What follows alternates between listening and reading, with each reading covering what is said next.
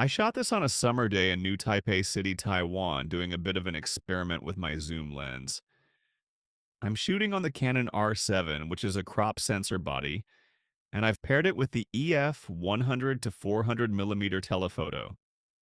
A crop sensor like the R7 and 400 millimeters actually gives you a reach closer to 640 millimeters. For my budget, that is an incredible amount of power. Usually I use this setup for birding, but today I wanted to test it on the city itself, specifically the mix of old and new apartment buildings and the constant construction happening around Taipei. The main thing you have to realize about a telephoto lens is that you really want it to be variable, meaning it's adjustable. With a 100 to 400 zoom lens, you have so much range to work with.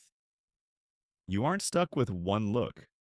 At 100 millimeters, you can get a nice mid distance shot of a building, but a second later, if you see a bird or a specific detail in the distance, you just zip into 400 millimeters and you've got it. You can't do that with your dinky kit lenses, and you definitely aren't getting this quality on an iPhone. I'm shooting this from the 12th floor, and I ran into two big issues you should be aware of when shooting at high focal lengths. First, I'm shooting through glass. Since we're in Taiwan, this glass is thick and reinforced for earthquakes and high winds. Because it's so heavy duty, it can actually cause some distortion and blurriness in the footage. Second, it's a hot day. When you're zoomed in at 400 millimeters, you're looking through a lot of atmosphere. The heat haze and environmental conditions can mess your sharpness up pretty quickly.